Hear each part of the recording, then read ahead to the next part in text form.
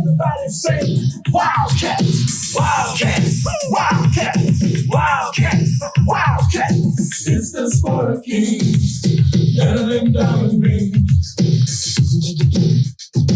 Football. My little girls and no other sucker made a banner that was a bad mother. Don't cuss. Not us. It's the sport of kings, better than diamond rings. Welcome to the Married with Picks podcast, season 3, episode 6, week 6. And as you know, I used to sit on the bench. Waiting on you. Food on the necessities of life. It's like professional music over here. It was like the fade out. Yeah. Nice. So you ruined it. You couldn't just kind of flow through it. Next time, just kind of keep going through it. I'm going to slow it down a little bit, like get lower and lower. All right. All right. So I know you're off your game because you're all by yourself last week. Jeez, you did a good job. Back with my sidekick, who I missed so much last week. I woke up Saturday morning and I started to listen to it, but then I had to go get breakfast because I was very hungover. Because we went out to the bars late in Phoenix to watch the Eagles game. It was awesome, but you did a great job. I thought I did okay. It's a little awkward, like not having the conversation, the back and forth. Business, man. It was short, sweet. And I think the camera is a little high because I thought since I'm here by myself, I should probably look the camera a little more. But I think it's too high, so we might have to look at adjusting that now that we can actually see what the camera sees. Being the like self gratifying person I am, and this is going to surprise you, but I even thought you did a good job of mixing in a couple good shots at me last week. I tried. It was good. Okay. I was impressed. Good. I think the listeners were entertained. All right. So moving on, week 6.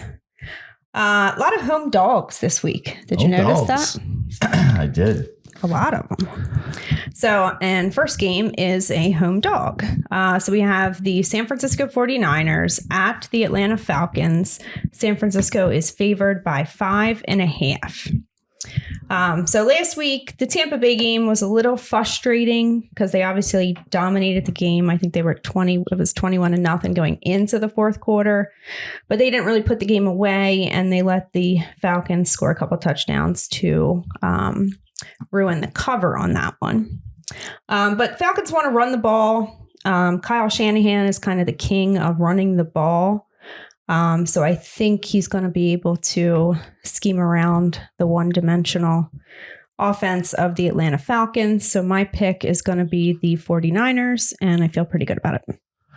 All right. Well, listen, let's jump right in. San Francisco, to me, is turning into, even though they have a 3-2 record, which is not great. I mean, they're turning into one of the better teams in the NFC because what you're seeing here. They're the top team in the division. Okay. Yeah. So in maybe the best division, right? What used to be. Yeah, exactly. Because NFC East is looking strong now, right? But let me get back to this point because there's a couple points I want to make here because I really like this game. We're coming right out of the bat. I'm telling you to take this game heavy. And I'm with you. Let's just get right to it. It's San Francisco. But I want to tell you why. Okay. San Francisco is one of the elite teams. They're kind of fitting into that NFC mode of who's not really paying the quarterback, and they have a lot of talent around the team because they're paying the other players, right? So you're not spending a lot of money in San Francisco at quarterback. You're not spending that much money in Philadelphia. And you are spending money in Dallas, but without Dak playing, that team is stepping up around Cooper Rush. And even though Cooper Rush might not be the more talented quarterback, he's managing the game. So, they're 4-1. So San Francisco is 3-2. We talk about ebb and flows of the season. They're 3-2. Atlanta is 2-3. If Atlanta was to win this game, now keep in mind, San Francisco is favored by 5.5. So they could win the game and not cover. So, that's the risk you take. But San Francisco is definitely going to win this game. Money line, probably all day money line here. If they lose this game, they'd be 3-3 and Atlanta would be 3-3 as well. And to me, they're two teams on the opposite side of the spectrum, like talent-wise and what I expect. They're not going to be tied 6 games in. So San Francisco is definitely going to win. I will tell you this, that San Francisco is 8-2 against the spread in their last 10. Okay, so that's a very strong stat. But what I'm going to do is we talked, I've had a little special with this Buck the Trend, where I find a really good trend and I think it's going to go the opposite. And Last week I wasn't there. I don't know if I did a buck the trend the week prior, so I'm going to make up for it. And I got 3 of them this week. Okay, exciting. So this is the first one. This is the buck the trend. Atlanta is 5-0. Let me guess what the trend is. Well, the trend is Atlanta is 5-0 against the spread in their last 5 games. Yep. All right, and I'm going to say we're going to buck that trend with the San Francisco cover here. They win by at least 7. I really like the way that their defense plays, and I think they're going to give Mariota fits. One other thing I will mention, this is San Francisco's second game on the East Coast, but they did, close to the East Coast, I guess. But they did stay out here for the week, so the travel back and forth thing is not a concern there. And they have done that in the past and done very well with that. So we're both on the same page here, right? Yes. Okay. All right. One thing I didn't mention at the top there, this is our first week of bye weeks. So we do have 4 teams on bye week. I did not write them down, but it is the Raiders, the Lions, help me out. I can tell you in a second. Wow, way to jump into it, not know the well, teams. I thought I knew them, but that's like NFL. As soon as I see them, Titans and Texans. How could I forget the Titans? All right, so Titans, Texans, Raiders, Lions. So the next game is the New England Patriots at the Cleveland Browns. It opened with New England favored. Now it has shifted to Cleveland favored by 2.5. And maybe I printed this out last night. So if you have the screen up, maybe you can tell me if any of these has changed since then. But so I've kind of struggled with the Patriots ever since they've been without Brady. But last week, Belichick proved that he's still Belichick. He really handed it to the Lions. And my analysis on the podcast was spot on. But I think my pick, I know my pick was the Lions are taking the points, which was obviously not right. So Cleveland has been a bit of a sieve on the ground.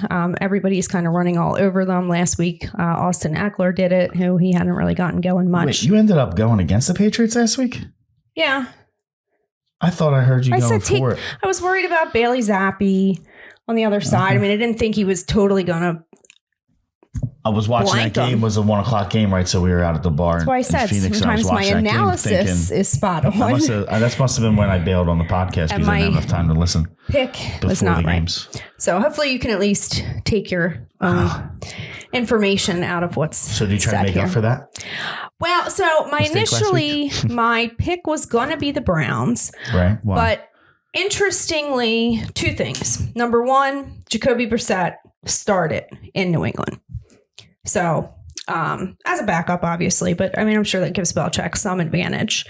And these teams met twice in recent history. They actually played last year where the Patriots won that game 45-7. That was with Baker Mayfield as the quarterback for Cleveland. And in 2009, they played, and that was with Baker and when Brady was 2019? Yeah. What did I say? 2009. I always do that. 2019, and that was Baker Mayfield for the Browns, and Brady was still a Patriot. You always just forget about a whole decade when you're talking about 2019? When you get to this point in life, it's easy to do that. Okay. So the Patriots won that game 27-13. So like I said, my initial pick was going to be the Browns. Just kind of still worried about the Patriots offense a little bit. But I definitely think it's going to be a run-heavy game from both aspects. Damian Harris did get hurt last week for the Patriots, so it will be Ramondre Stevenson. So if you have him in fantasy. I like him finally getting, if he gets a line share of the carries. 20 carries. That guy's gonna thought that he was the better back, and I actually drafted him in our league. Well, Damian Harris is more consistent. He's the veteran. He's not going to put the ball on the ground. I think he was worried about Stevenson had some fumbles early in his career, but Bill Belichick's that's the kind of guy he's going to go. He's going to go with the guy that's not going to turn the ball over and he has confidence in. And Damian Harris is by no means a bad back. He's very productive, but a little injury Stevenson's a home run hitter. So, right? Yeah, I think I'm shifting, and I think I'm going to be on the Patriots here. Goddamn right. That's what I'm saying. Listen, that's what I'm saying. I can't believe you had the other side. I thought I must have turned off the podcast right after you were gushing about the Patriots, but absolutely, I was on board with the Patriots last week. I think it's the same situation here where I like Jacoby Brissett, but when you're going to put Jacoby Brissett against Bill Belichick, one of the great minds of the NFL, I think you're spot on there. You got to take New England. I mean, Mac Jones has been his ankle injury. He's been a limited participant. Do we know whether it's him or okay? No, he's been a limited participant, and they haven't announced whether he is going to be the quarterback. It's kind of like, I mean, it's up in the air. I think it's a game time decision, but Belichick, he keeps it close to his vest. But even if it's Bailey Zappi, I like their chances. I think he showed that he can move the ball effectively when he got to play a little bit last week. But yeah, and it's definitely going to be a run heavy approach by both sides. So I think with him being the quarterback, you're probably looking at like maybe 22 carries from Stevenson. Definitely in fantasy, like light him up, daily fantasies. Season fantasies. For fantasies. All right. So we're both on the Patriots Start here. That running back. Yeah, absolutely. We're on 2 for 2. All right. So next game is the New York Jets at the Green Bay Packers. It's at 7 in favor of the Packers. So Green Bay obviously last week played in London against the Giants. That game started with the Giants going down. And I was watching and I thought, that Giants pick is not looking so good right now. I actually left to take the kids to their soccer game. And by the time I checked the score, when I got there, the Giants were ahead. So, I mean, we say it every week, but Packers, Aaron Rodgers without Devontae Adams is a different beast. So I don't see them necessarily blowing anybody out at this point. And it doesn't necessarily feel good, just like last week didn't, but I think I got to take the points and go with the Jets. Yeah, I just feel like, typically I like the Jets better than I like the Packers, but in this game, with the way I think it just matches up in the schedule, I'm going to take the Packers. I just think this is a home game where they, show that they should be talked about in the top class of the NFC.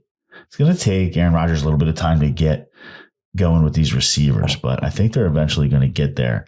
The Jets still have a lot to prove to me. I mean, they won by a large margin last week, but the game was close late. They just kind of got out of hand there. Yeah, well, we'll talk about that when so we the get Jets to are 3-2, right? They beat the Packers. I mean, it's a 7-point line. Like, they're not going to win this game. They're going to go 4-2. I don't think so. Well, I'm not saying they win. It's the Packers. I know. So, I mean, this is another easy money line. I think you go Green Bay if you do a survivor pick. I mean, the analysis on this game could be totally the same thing as last week, and look what happened. So, I like Green Bay. I think this is at least a 10-point game at the end of the day. All right. Next game, Jacksonville Jaguars at the Indianapolis Colts division matchup here. I don't really know what to do with this game, and I kind of have been back and forth. The Colts obviously have not looked very well. Their offensive line is not good. Matt Ryan does not look good. Last week during the broadcast when they played that clunker of a game against Denver on Thursday night, they mentioned in the broadcast that they were kind of juggling the offensive line around, trying to get a better combination. It didn't look like it worked very well. So I don't know what else they can do there. Jags didn't play very well either. Last week they lost to the Texans in a very that Thursday night game, Denver Indy? Yeah. So we watched the Denver Indy game and we watched the Washington Bears game. Which was the worst game? They're both pretty bad. Well, I don't know that I saw the entire. I feel like I saw more. Well, maybe it's just recent memory. But I feel like last night was worse just because the Bears got into the red zone twice, came away with 0 points. I mean, at least at the 2-minute warning, the score was 0-0. And the only reason the Washington won that game was because they got the turnover on the 5-yard line. Yeah, and I don't understand why Justin, what's his name? And on my teaser card, I had it at +5.5 on the Bears. And literally, they missed the 2-point conversion. They missed that field goal. I don't know how, that's still alive. What's the Bears quarterback name? I'm drawing a blank. Justin Fields. Yeah, Justin Fields, he gets at the end of the second or the first half, he, has one of the best runs that you've seen in the last 5 years, getting down to the 4-yard line. And you wonder where that is the rest of the game. Well, I feel bad for him because I don't feel like it's his fault. I feel like it's the coaching staff isn't really putting him in the best position. They obviously weren't the ones that Thursday night drafted games are him. bad. So I don't think that they're really kind of maximizing his potential. All right, back to the Colts and the Jags. Jags are coming into Indy. Yeah, so the Jags didn't play very well last week either, but they obviously did beat the Colts in week 2, 24-0. That was in Jacksonville, where it's just kind of a thing. The Colts don't play well there, so they'll at least be back home. The line is -2 in favor of the Colts. So my initial take was going to be the Jags, but I could kind of see this just being the game where, Colts at home, they get it done somehow, some way, kind of like the game against the Chiefs. You should look up a little more. What are your thoughts? You're like this the whole time. I don't have a whole lot of thoughts other than Matt Ryan's pretty much burned. This year's Ben this year. Roethlisberger? Yeah, like I'm finally, I've been defending Matt Ryan, constantly in the last couple of podcasts, saying I refuse to think that he's done. I'm getting ready to jump ship, but on this one, I'm just going to play the recent trend of Jacksonville showing up against Indianapolis. And I think the numbers are better when these two match up. These numbers are better for Jacksonville when these two play, when they're playing in Jacksonville. And this one is in Indianapolis. But I think, the kid has struggled for Jacksonville the last couple of weeks. I think Doug will get him back on track. And I look for a big game out of Trevor Lawrence. The kid that struggled? Trevor Lawrence. You mean the quarterback? All right. So, yeah. Next game is the Minnesota Vikings at the Miami Dolphins. Look up a little more. It is. You look straight down in the paper the whole time. Just trying to help. You're starting to irk me. No, didn't you tell me to tell you that before? No, I said last week I felt like I should try to look at the camera more since it was just me, but I feel like it's too high.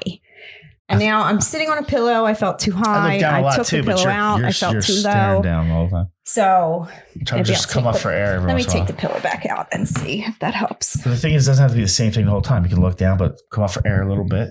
Look back over here, maybe. All right.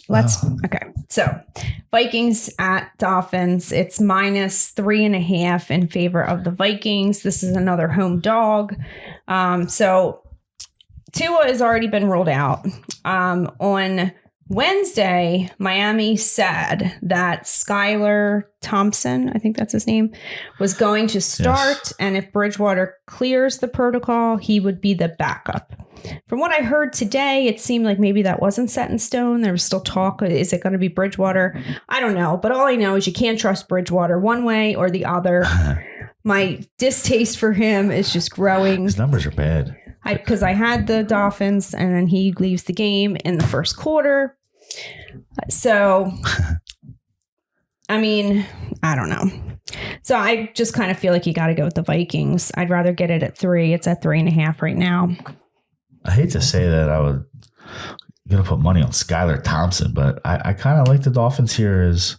Plus, I guess the other thing is in that game last week, I mean, he kind of kept him in it and then it got away from him in the fourth quarter and they literally gave up like 3 touchdowns. So it kind of felt like the defense just gave up at that point. So are they going to give up if, they've got Skylar Thompson and he throws a pick in the first quarter? Like, I don't know. I'm going to take Miami at home though. This is a home dog where the numbers flipped from Dolphins -3 to Minnesota -3.5, especially if it's going to be over a field goal. I can't really tell you exactly how it's going to happen. It's probably going to be a low scoring, kind of tractor pull game. But I look for Skylar Thompson out of Kansas State. It's Kansas State Wildcats. I look for him to somehow be able to manage the game to get the job done. I mean, we've seen the turnovers. And Miami's defense, to your point, shows up and stays consistent for the whole game. They can get a good pass rush on Minnesota. And we know that once you start knocking Kirk Cousins around, he'll start throwing the ball up. That's when turnovers start happening. And you never know when you're down in Miami and you take a cold weather team. I know it's not too cold now up in Minnesota yet, but it's definitely a lot colder than it is in Miami, and they're going to wear down, especially towards the end of that game. So be careful if you'll take Minnesota. I don't love it, but I would take Miami, especially if it keeps going up over 3. All right. Next game, Cincinnati Bengals at the New Orleans Saints. The Bengals are favored by 2. So we have another home dog. I took the Saints last week because I just felt like the line was putting me there. It was the right call, but that game was a bit of a shootout with Seattle. Apparently, Seattle's defense is a get-right spot for a lot of teams because the Saints really hadn't put up a lot of points, but that was a bit of a shootout last week. Saints defense didn't really play very well. But again, it's kind of the same defense as it has been in the last few years. So I don't know why they're not playing as well as they have. So I worry about the Bengals offensive line in this. The Saints also play a lot of cover 2 defense, which Burrow kind of struggles with, mainly because he just wants to throw it up to Jamar Chase, I think. T. Higgins was not playing last week. So he's questionable. So it would definitely worry me if he's not out there as well. I think the Bengals are the better team, but I could see the Saints taking this one the same way they did last week. But I'm torn. I don't really have a pick on this game. What do you think? All right, I'm gonna make it very short and sweet. Maybe not too short, but sweet for this game. Okay. I know Bengals are road dog, and I will tend to lead to the home team when they're getting points.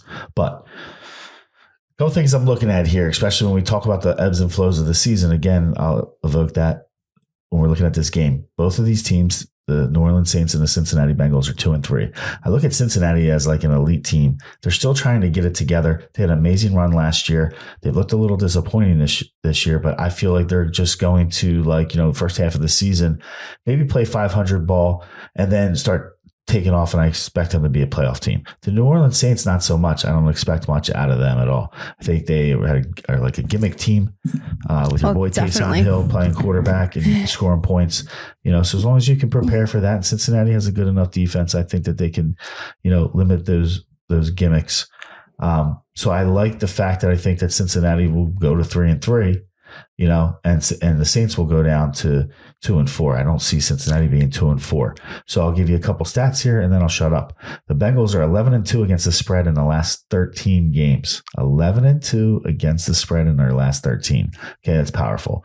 Also, Bengals 5-1 against the spread in their last 6 versus the Saints. 5-1. Well, that doesn't mean I'll take the Bengals. That doesn't mean anything to me. Yeah. The 5-1 thing. Do you like the Saints? And just one other thing I thought of. Who do you like? Last year, when the Bengals played in those division games, and they did very well in them last year. This year, they haven't done so well. They lost last week to the Ravens.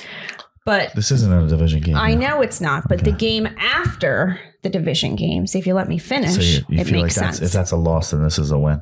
No, I feel like if they put it out there in the division game and didn't get it done, that this is a letdown spot for them. They're going to lose. Cincinnati. Yes. Okay, great. This is a bet. Oh, I don't know. I'll give you 2 points too. I will give you 2 points. What does that mean? That's the line. I'm saying. I know. So what are you giving me? I'm giving you 2. So you're giving me 4. No. You're giving me 2. It's already 2. That's 4. I'm giving you 2. The line's 2. I don't Vegas really is know giving you 2. if I want to bet on the New Orleans Saints. Yeah.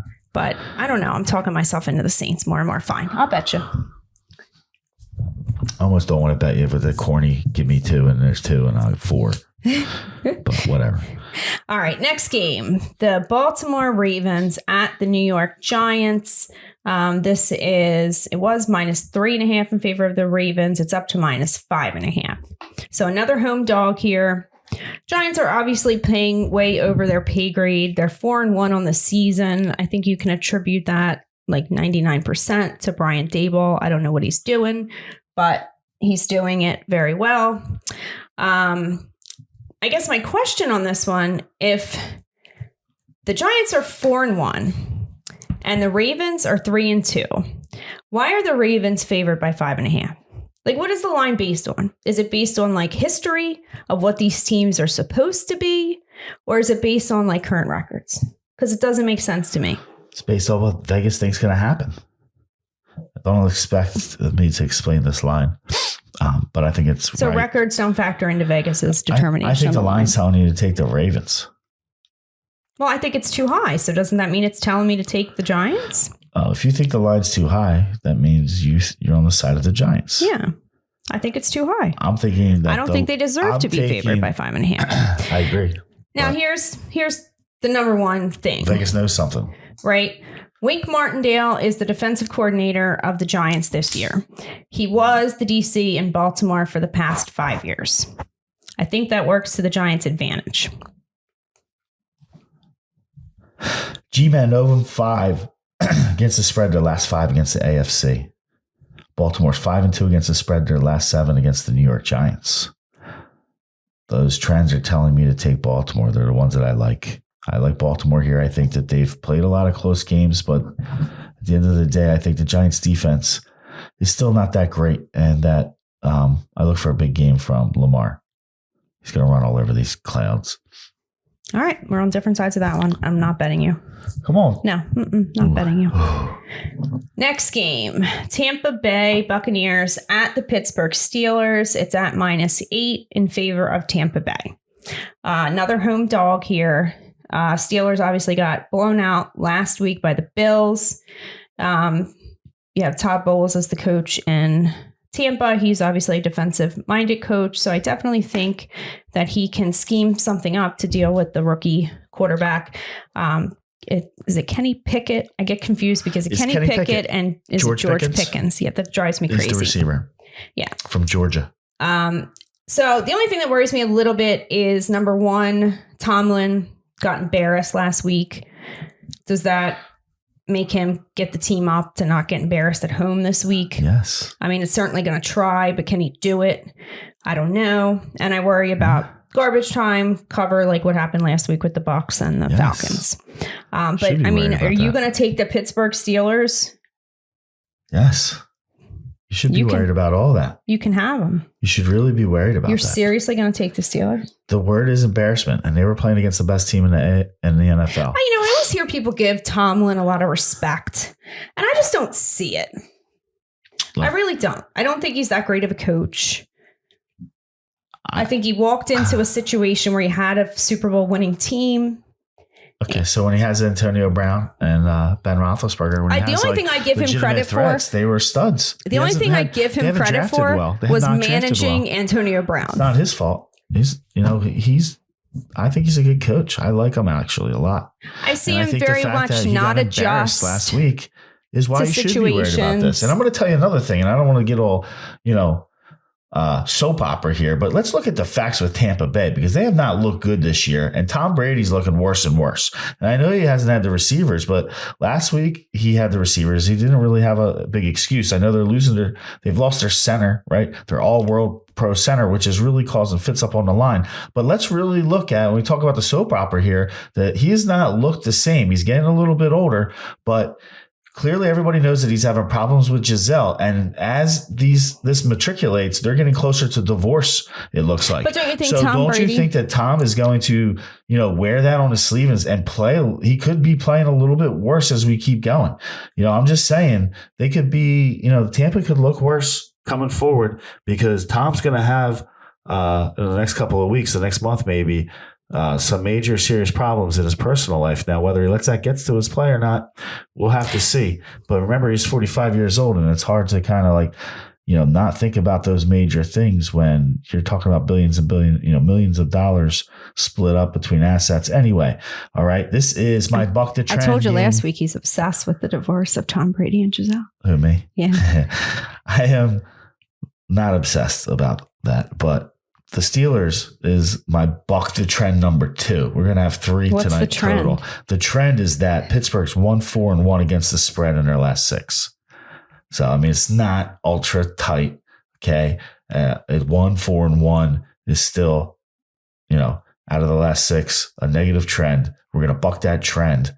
And I think they're going to cover. I would look to even the public to keep betting Tampa Bay up. This line's at 8 right now. What, it opened at 3.5, right? You said.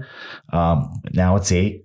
I think you could get it up to 10 by the time, this is Friday night, by the time Sunday rolls around. Who knows? Tampa's a popular bet, and a lot of money goes on them. I think especially because Pittsburgh was embarrassed last week. Now they come home, and I think that they can limit the turnovers. Kenny Pickett can limit the interceptions. But do you They got a think shot to cover this spread. so? Like Belichick versus the rookie was a thing. I kind of feel like Todd Bowles versus the rookie can be a thing too. Listen, I think this is one of those games where everybody and their mom is on Tampa, and this is where you go Pittsburgh. Well, I looked at the money I'm trying percentages. to make a case, right, really for Pittsburgh, and how can you love them after they just got their ass whipped by Buffalo? But remember, Buffalo is, if you look at it logically, Buffalo's the best team in the league, and Tampa Bay might be the best team in the end in the NFC, but they're not right now, and they're going to struggle for a little bit. And you can't let these easy games get the best. You see what happened last week? Got burned with Atlanta. They were up 21-0 and cruising. And they just sat on it. Atlanta came back, and they really should have lost that game. Well, I mean, who knows if they should have lost, but they should have gave that ball back to Atlanta deep into the fourth quarter with a shot to win. If it wasn't for that, ridiculous roughing the passer call, right, on Tom Brady, where they just kind of rolled him over and then they threw a flag. There was definitely that's the right call according to the rule book. So buck to trend number 2. Okay, this is probably the least strongest of the 3, but still I like it. I'll take Pittsburgh plus the 8 and climbing.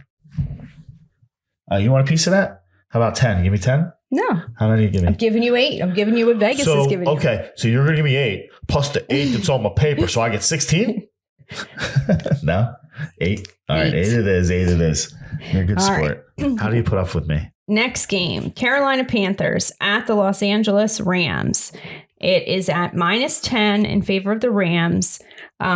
This to me is just kind of like a shit show game. Panthers haven't played well. Obviously, they fired Matt Rule this week. I guess that's the only thing. Like the fired coach sometimes sparks the team to do better the following week, although it didn't work last year when Urban Meyer got fired. So I give that a little less credit now. Baker Mayfield, I believe, he's doubtful. It most likely will be PJ Walker as quarterback. Panthers do have a decent defense. The Rams O-line is not good. Rams are 2-3 on the season. I know they are the reigning Super Bowl champs, but do they really deserve to be 10-point favorites at 2-3? So my gut would be like in this situation, you have to take the points, but I'm not taking the Carolina Panthers. Well, I don't know if my buddy Aki is listening to this, but, shout out to Aki and his Carolina Panthers. He's been telling me how bad he wants Matt Rule to get fired for the last 2 years, pretty much. Hasn't liked him out of the gate, and he's a huge Carolina Panthers fan. I, on the other hand, was a big Temple guy. I liked him, and I thought he was strong at Baylor. When they got Matt Rule, I was really happy for him, and I was trying to pump Matt Rule up, but he was on the right side of that. Matt Rule goes down. Steve Wilks steps in as interim head coach, and I'm going to take let's tell you a little bit about Steve Wilks. He comes from the Ron Rivera coaching tree, right? Yeah, we saw that last night. Yeah, well, Ron Rivera is a decent coach. I mean, how you blame with Carson Wentz, but he's a defensive backs coach with Chicago and San Diego. San Diego is where he met up with Ron Rivera. So when Ron Rivera got to be the head coach of Carolina, and he brought Reds with him. That's up in Buffalo now. The head coach, they're all coming from the Eagles. That's where they all met up. Reds. What's his name? McDermott. Mm-hmm. So I'm going to give Steve Wilks one shot to rally the troops. Matt Rule gets fired. The team plays for the coach. I think this is the great spot because the Rams are just, looking awful. They're atrocious. So I'm going to give Carolina one more shot, take all these points. If they do not cover, we're going heavy against Steve Wilks and the Panthers the rest of the season. I'll tell you that right now, because Steve Wilks does not have a tremendously successful coaching record when he has been the head coach. All right. So next game is the Arizona Cardinals at the Seattle Seahawks. It's at -2.5 in favor of the Cardinals. So another home dog. This is a division game. Last 2 weeks, we've really seen how bad the Seattle defense is. So I kind of feel like this could be a get right spot for the Cardinals. Over the last 2 years, they have split the matchups, each team winning one. The higher scoring games have kind of taken place in Arizona versus in Seattle. And I don't know. I mean, maybe in this situation, you should take the points, but I just feel like it's a get right spot for Arizona. And I think they'll be able to score on the Seahawks defense, just like other teams have. So it doesn't necessarily feel right taking Arizona as a 2.5 point favorite on the road, but that's what I'm doing. Yeah, I like Seattle, but it's not a really strong play. I just think that they showed that they could score a lot of points. Arizona, I think, is struggling to really kind of get it together as a team. It definitely looks like let me they're ask you really this. successful when Since he's just you were there, right. What happens to the Eagles in the second half of that game? Well, I feel like they just got away from the run and they weren't really trying to get crazy. There was a lot of wide receiver screens on both sides of the ball between Arizona on offense and Philly on offense, but specifically Philly was running a lot of screens. I feel like they got away from the run. So Arizona was just kind of like pinning their ears back, trying to rush the quarterback, and they caused a lot of problems, got in the way of Jalen Hurts. So it felt like they were kind of toying with them, but once they got deep into the fourth quarter and the game was like, it was like 9 minutes left, and Philly got the ball deep in their territory, and they just started running the ball, and they really took over the game. Arizona still had a shot at the end, but clearly Kyler Murray what happened there? So it was obvious to me, and it was pretty funny because I was, happy to tell a lot of the Arizona fans as they came down the escalator out of the stadium what happened, because all of them seemed clueless to the fact that he totally screwed that game up. But it was third and long, or second and long, right? I know, and he slid, so and he it was came a and slid. He third clearly and one. started to slide before the first down marker, and he thought he got the first down. Yeah, came up, rushed the team to the line with about 20 seconds left and spiked the ball. Making it fourth down. Make it a fourth down. So they had to kick the ball. So, I mean, they all want to, blame the kicker, but that was pretty stupid because you could have at least ran the ball. Well, I thought they should have quarterback sneak real quick and then got the first down, spiked it. Let's say you got about 13 seconds left with the ball at the 20. You still could take a couple shots at trying to score a touchdown. And well, win you the could game. at least get them closer for the field goal too. At least. Yeah. Yep. Somebody said that the whatever you call it at the stadium had said first down. So that might have been part of the problem. But yeah, well, I didn't see that part. I know that was actually, I know the reporter out of Philadelphia who had said it, and it was. But regardless, obviously the head coach and the quarterback should be aware. I'm not really in a position to tell him, and I can't go back to say that they were waving him forward, like on the sideline, and that's what they thought. But he clearly got up right away and was like, as soon as he got up, he was going spike, spike, spike. So I don't know. I don't know what the deal is. The quarterback's got to know where he is. Doesn't give you confidence in taking the Arizona Cardinals this week. No, but hey. Exactly. Now you're in a hostile environment. Like literally the Philly fans took over that stadium and it was really loud in there. It was pretty funny. And Seattle is going to be really just as bad of a loud environment against Arizona. So I don't want to spend much time on this game. I think I like Seattle. James Conner is at least questionable to play. Yeah, he struggled. Obviously, he can run on Seattle pretty good too. But okay. And then another one, the Kenny Walker to third, for a fantasy impact. Penny's out There's for the year. There's a lot of good options now with the injuries. Yeah. I mean, I hate to say, Walker but like, going to be a home run. I've been waiting for Damian Harris to get injured so I can play Ramondre Stevenson. Yeah. All right. So next game is the game of the week. The Buffalo Bills at the Kansas City Chiefs.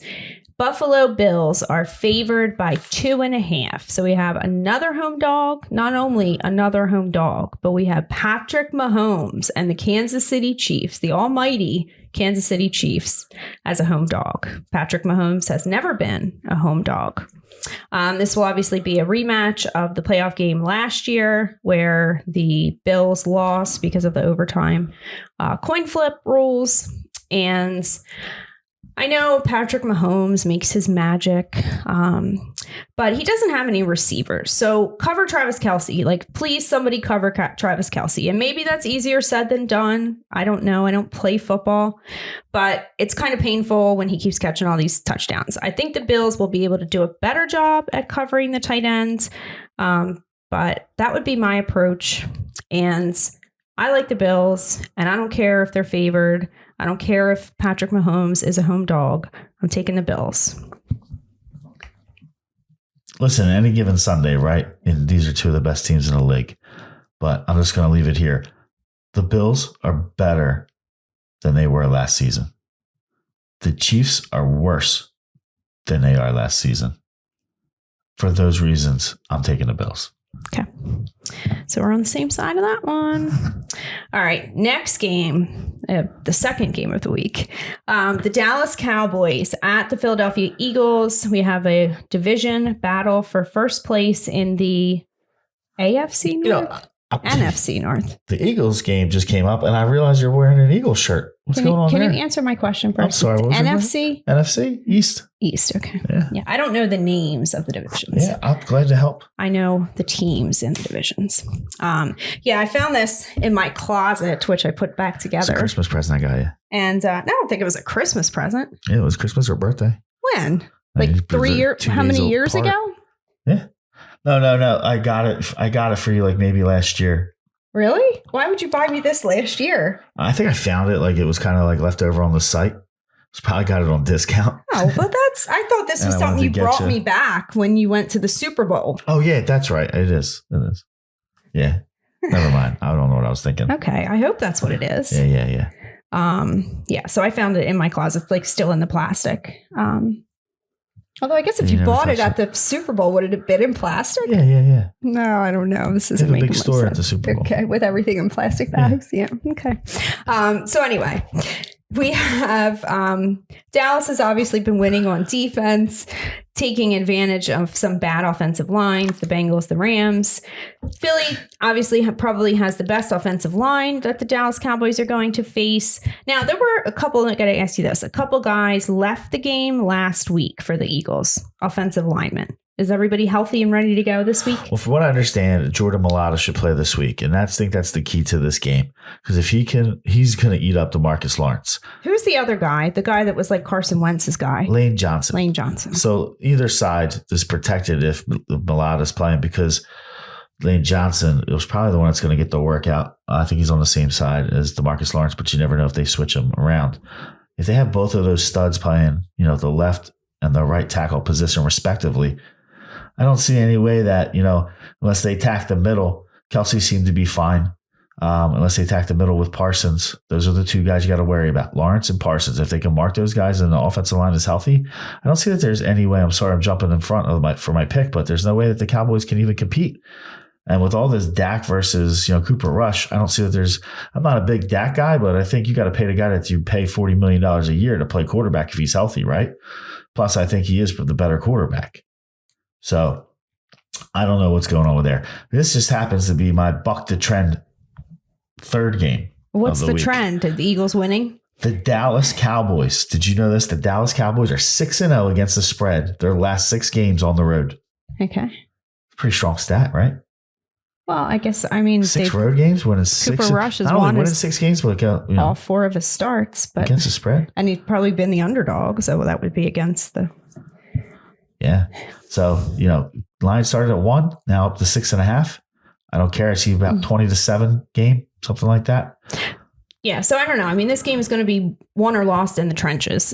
So it's definitely going to be the best defensive line that Philly has faced. It's going to be the best offensive line that Dallas has faced. Cooper Rush is not, he's kind of managing the games. Last week, they won, 22-10. It was field goals. So, if they get down, if the Eagles go up in the first half like they have in past games, is he going to be able to dig them out of a hole? I don't think so. Can we just talk about for a second how lit Philly's going to be? With the Phillies winning tonight, right? And they just need one more I don't game. even want to talk about the Phillies anymore. I'm so And then tired you of have the Phillies. Sunday night, Eagles, Dallas. I can't wait to go to this game. It's going to be awesome. I'm annoyed. Okay. You want to go? No. All right. So your Who do pick you is like? Who do you like? I'm gonna pick the Eagles again, but I'm a little bit bitter because I took them last week and I never take the Eagles and they didn't cover.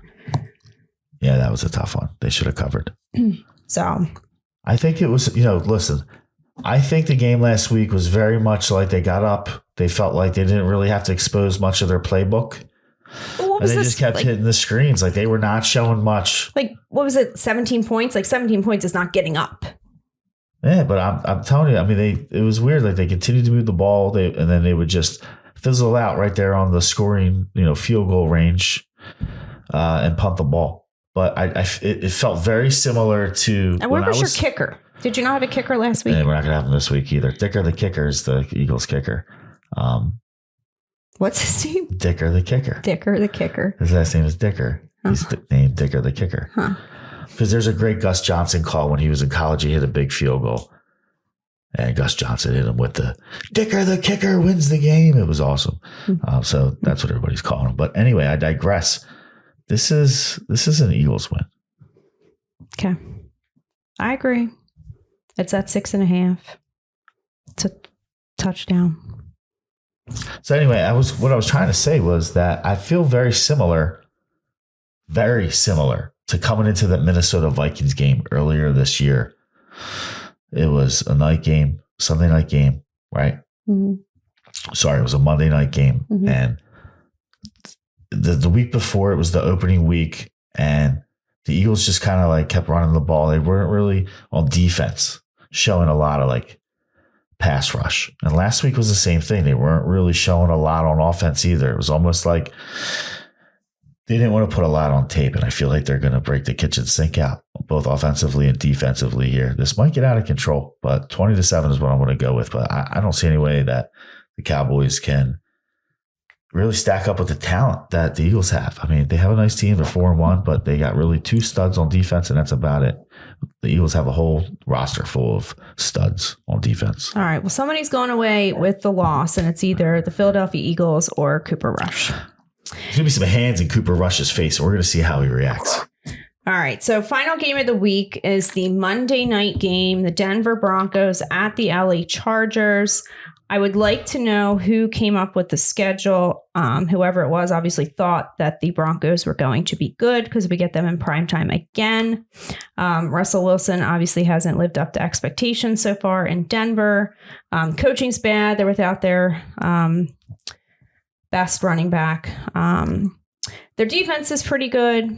Obviously, Staley on the other side has made some questionable in-game decisions at times, but I think the Chargers are clearly the better team. They are favored by 4.5 at this point. I would watch where the money goes. I always do on these primetime games, just like the Raiders last week. Only took them because all the money was on the Chiefs. It's not a big split right now, but I would keep an eye on where that goes. I worry a little bit about the Broncos defense being able to limit the Chargers, but I just think they're clearly the better team. All right. Well, I mean, like I like the Mike Boone guy who's going to start now. You also have the Russell Wilson injury. Melvin Gordon is ahead of him now, but I think that Mike Boone is going to take over. They're not really big on Melvin Gordon this year for some reason. I think he's put the ball down a couple of times. Maybe because he fumbles the ball at the goal line repeatedly. Yeah. So look for Mike Boone there, especially for your daily fantasies. You could probably get him in that 5,000 range. I haven't looked at it, but it's pretty cheap. Well, this game would not be on the main slate. Yeah. I'm sorry about that. So anyway, Superchargers are 4-1 against the spread in their last 5 games. I'm going to take them. I don't believe that. 4-1 against the spread, last 5. Wow. Okay. Should I say it again? No, I'm just kidding. I don't love this game. I mean, I'll take the Chargers. I'm mad at the Broncos. Screw the Broncos. But, try to get yourself in a position where you don't really have to, look at this game to make any meaningful impact on whether your week was successful. In other words, it's the Monday night game. Don't make it your makeup game. And these 2 teams are not playing very well right now. But I think you take the Chargers. Eckler's really looking good. All right, I'm writing down our bets so I don't forget. It's the Bengals, Saints. Oh, that's right. And the Bucks, Steelers. All right, so that'll do it for us for week 6. I guess we'll both be back here next Friday, but that remains to be seen. I don't know about that. Yeah. Because that will be game 3 of the NLCS if the Phillies make it, and I have tickets. All right. I'm bringing Jake and Brady. Peace out.